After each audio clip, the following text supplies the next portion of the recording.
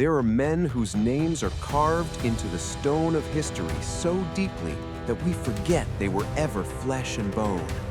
Men who were afraid, men who doubted, men who bled. George Washington is one of those names.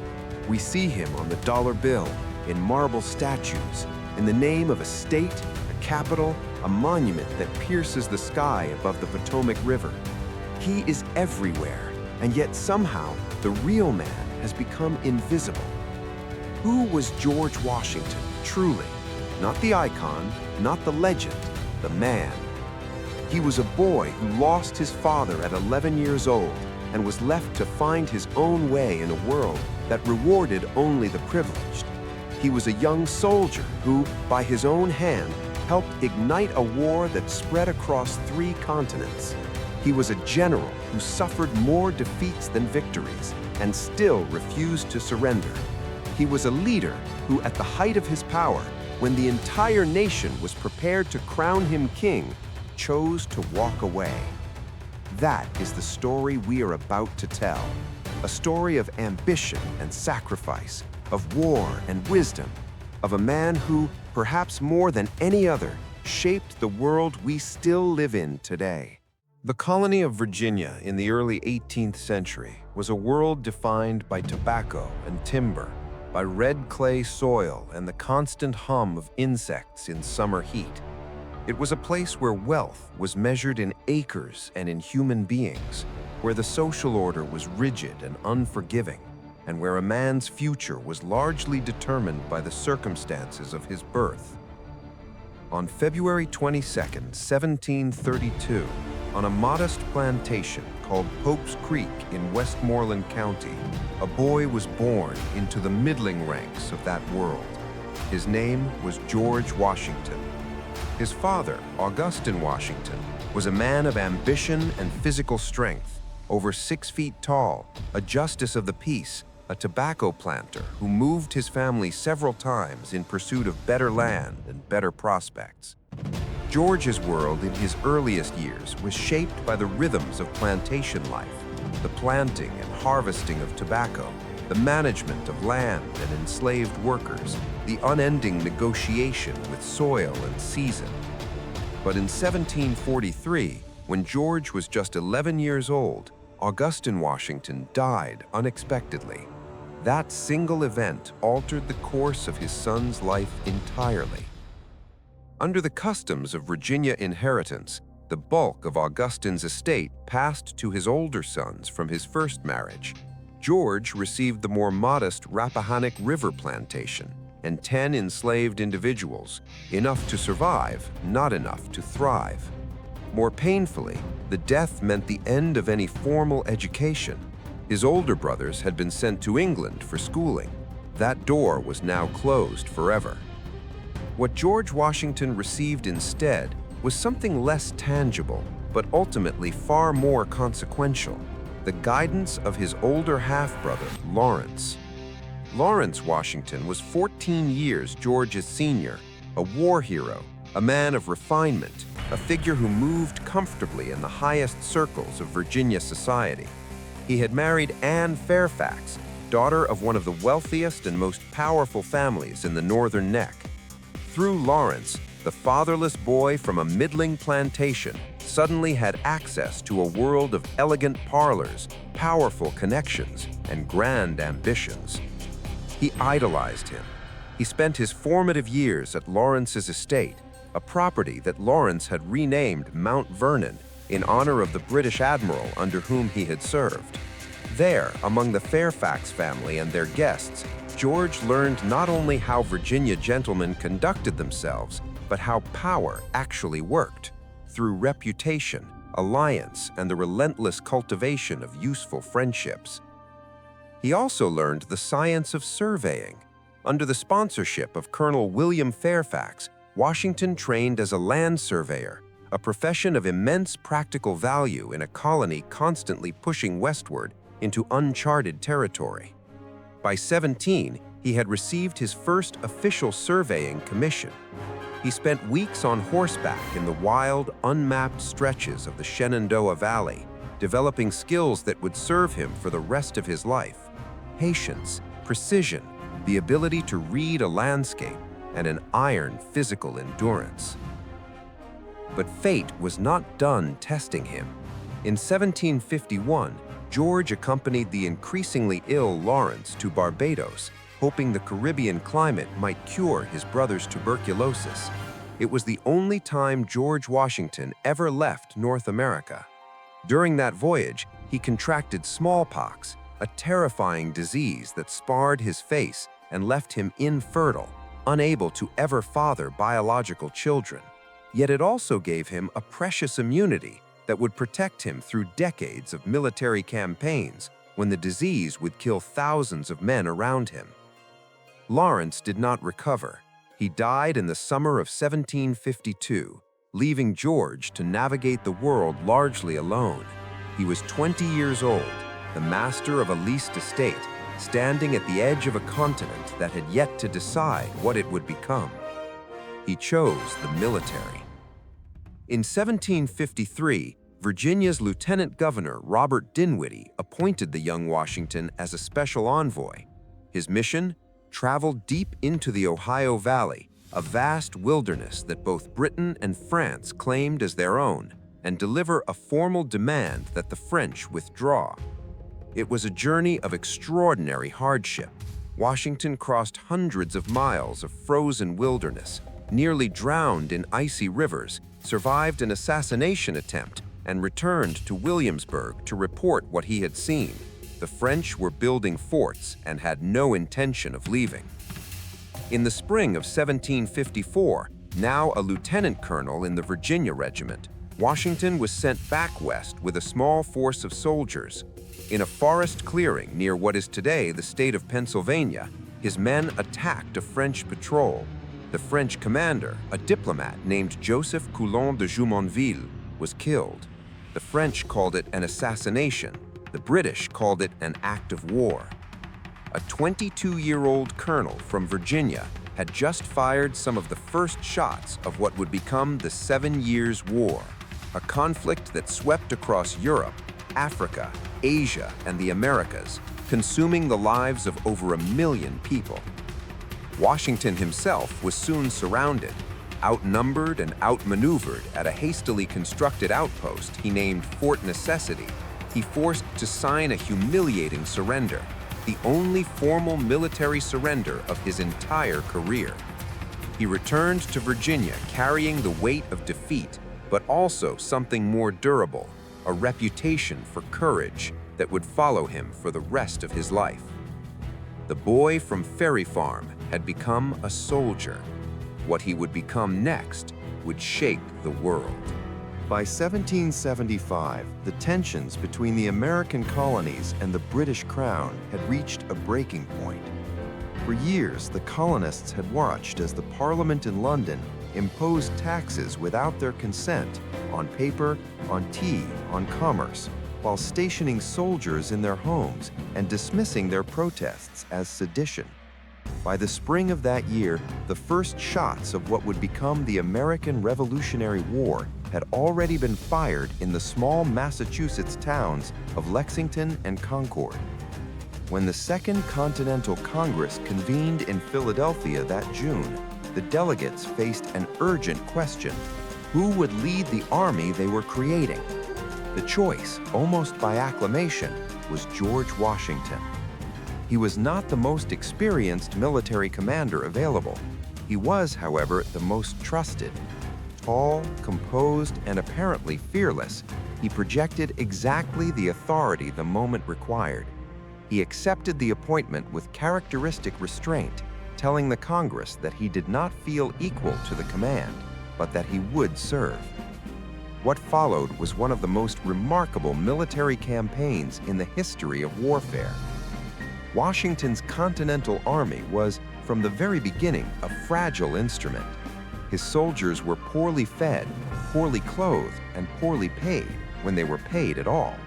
Many were farmers and craftsmen who had never fought in a formal battle.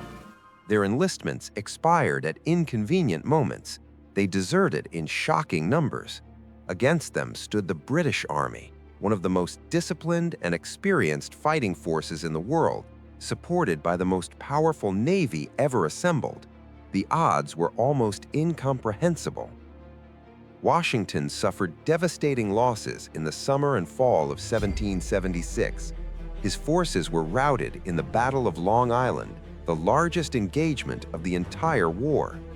He was chased across Manhattan, across New Jersey, with the British Army at his heels and his own men melting away into the countryside.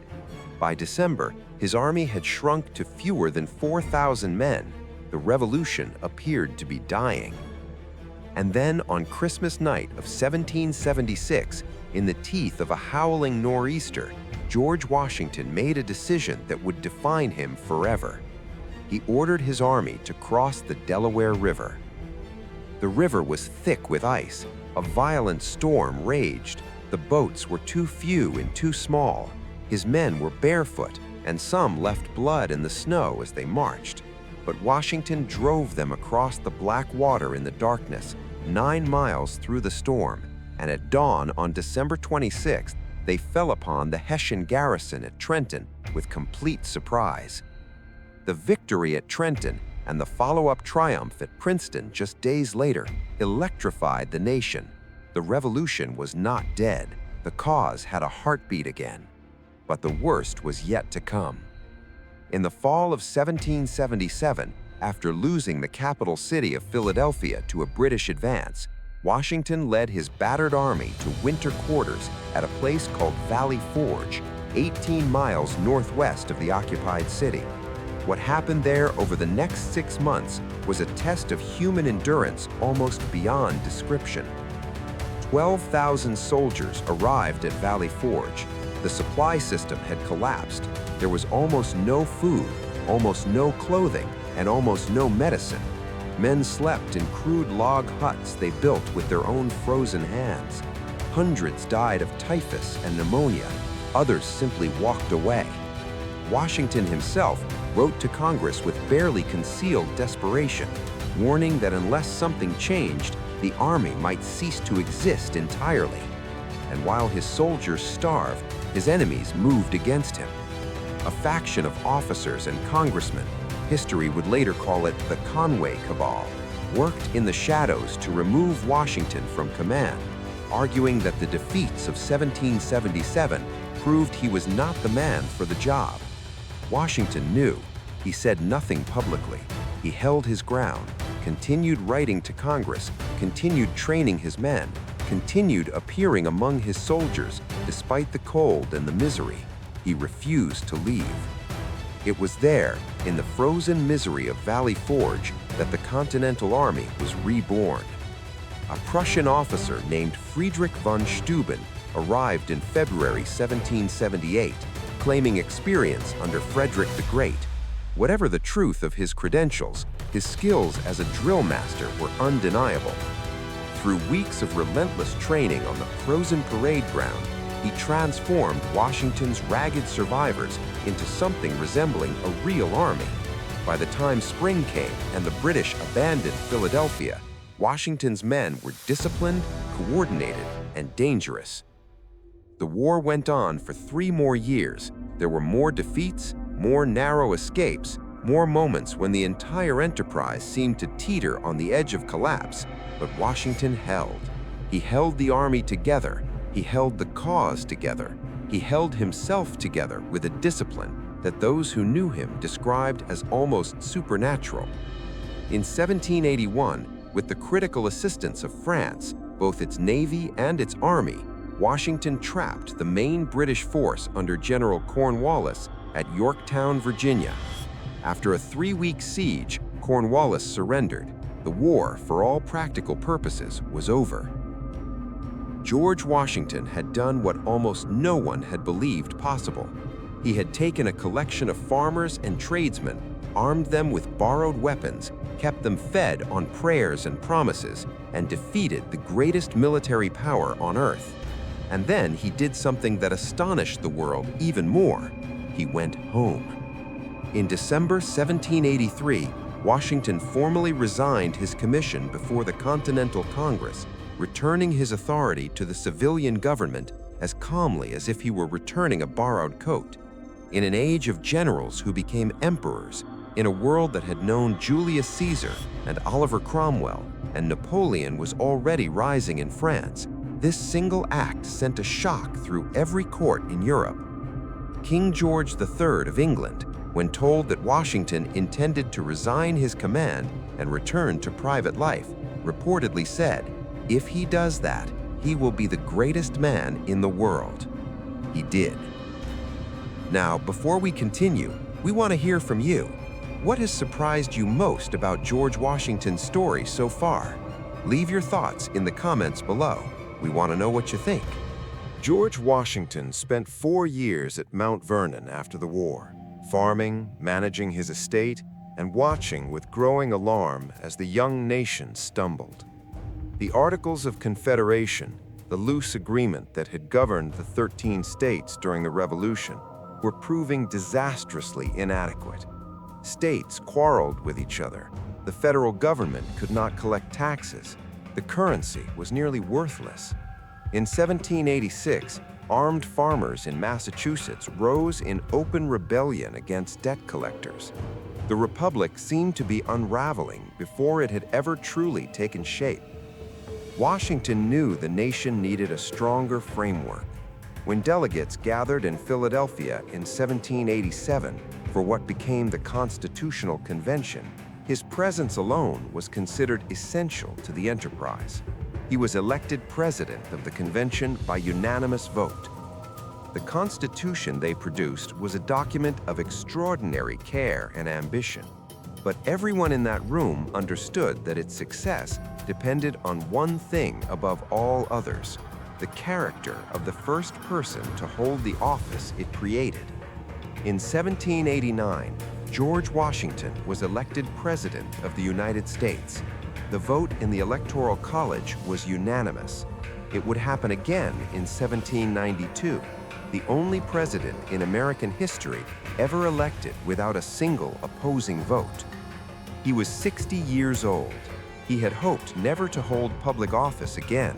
He accepted because he believed correctly that no one else could do what needed to be done. The challenges were staggering. There was no precedent for any of it.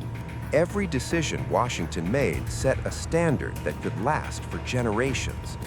How should a president behave? How much power should he exercise? What tone should he strike? Distant and monarchical, or accessible and republican? Washington chose carefully, always. He was conscious that he was not merely governing a country, he was building a template. His cabinet immediately became a battlefield. Alexander Hamilton, his brilliant and relentless Secretary of the Treasury, pushed for a strong central government, a national bank, and policies that favored commercial and industrial growth. Thomas Jefferson, his Secretary of State, saw this agenda as a betrayal of the Revolution's promise, a creeping tyranny that would crush the agrarian democracy he believed in. The two men despised each other with a passion barely concealed beneath the formalities of governance. Washington tried to hold them both. He needed Hamilton's financial genius and Jefferson's philosophical vision, but the tension was irreconcilable. Jefferson resigned from the cabinet in 1793. Washington, who had come to see Jefferson's faction as a destabilizing force, grew increasingly cold toward his former ally. By the end of his life, Washington had severed all contact with the man. Jefferson, for his part, could barely conceal his satisfaction when Washington died. In 1794, a crisis brought the constitutional order itself to the test. Farmers in western Pennsylvania had been refusing to pay a federal excise tax on whiskey. For these men, whiskey was not a luxury, it was currency, a way of converting bulky grain crops into something they could actually ship and sell. The tax, designed by Hamilton, felt like the heavy hand of a distant elite reaching into their pockets. By summer, the protests had turned violent. Federal agents were attacked. One was held captive and threatened with having his nose ground off on a millstone. The response was swift and deliberate. He personally led 13,000 militiamen into western Pennsylvania. the only time in American history that a sitting president has commanded troops in the field. The rebels dispersed before a shot was fired. The rule of law had been upheld. The young republic had demonstrated to itself and to the world that it could survive an internal insurrection. Jefferson called it an abuse of power. Hamilton called it a necessary act of statecraft. Washington called it his constitutional duty. He was exhausted. By 1796, after 2 terms that had cost him his health, much of his personal fortune, and nearly his reputation, Washington was done. He could have sought a 3rd term. No law prevented it. Many Americans wanted him to stay. Instead, he sat down with Alexander Hamilton, and between them, drafted one of the most consequential documents in American political history, his farewell address. In that address, Washington warned his countrymen against the dangers he had spent 8 years watching from the inside. He warned against political factions, the partisan divisions that were already tearing his cabinet apart, and would, he feared, one day tear the nation itself apart. He warned against entangling alliances with foreign powers. He warned against sectionalism, the tendency of regions to see their interests as more important than the common good. These were not the words of a tired old man anxious for retirement. They were the words of someone who had seen, up close, everything that could go wrong. He returned to Mount Vernon in March 1797. He was 65 years old. He farmed. He expanded his distillery. He wrote letters. He watched the political battles of the Adams administration from a distance. On December 12, 1799, he rode out on horseback to inspect his farms in bitter cold and wet weather, spending 5 hours in the elements. That night, he began to feel unwell. 2 days later, on December 14, 1799, George Washington died. He was 67 years old. The doctors who attended him believed they were helping. In accordance with the medical practices of the time, they bled him repeatedly, removing an estimated 5 pints of blood in a matter of hours. It is likely that their treatment hastened his death rather than prevented it. He bore it without complaint. There is one final detail that speaks to the man perhaps more than any other. Washington had always been afraid of being buried alive. He left instructions that his body should not be interred for at least 3 days after death, just in case. Even at the end, he was careful. Even at the end, he was thinking ahead. The grief that swept the United States was unlike anything the young nation had ever experienced. Congress adjourned. Newspapers went silent with mourning. In Europe, Napoleon Bonaparte ordered 10 days of national mourning in France. In Britain, the Royal Navy lowered its flags to half-mast for the man they had once tried to defeat. Henry Lee, one of the great cavalry commanders of the Revolution, offered the words that would be most remembered. Washington was first in war, first in peace, and first in the hearts of his countrymen. He was all of those things, but he was also a boy who grew up without his father, a young man who lit a war by accident, a general who kept fighting when every rational calculation said to stop, a president who walked away from power when no one could have stopped him from keeping it. He was, in the end, simply a man, with all the complexity, the contradiction, and the extraordinary capacity for greatness that implies. And the republic he helped build is still standing. You have just journeyed through the full and extraordinary life of George Washington. From the red clay fields of colonial Virginia to the frozen banks of the Delaware River. From the suffering of Valley Forge to the corridors of power in a brand new nation. We are deeply grateful that you stayed with us to the very end of this documentary. It means everything to us, truly. But we want you to know the best is still to come. In our upcoming videos, we will take you inside the lives of other towering figures who shaped the ancient and modern world. Stories even more dramatic, even more unexpected, even more human than the one you've just witnessed. If this journey moved you, challenged you, or changed the way you see history, subscribe to this channel so you never miss what comes next. And share this documentary with someone who loves history as much as you do. Thank you. We will see you in the next chapter.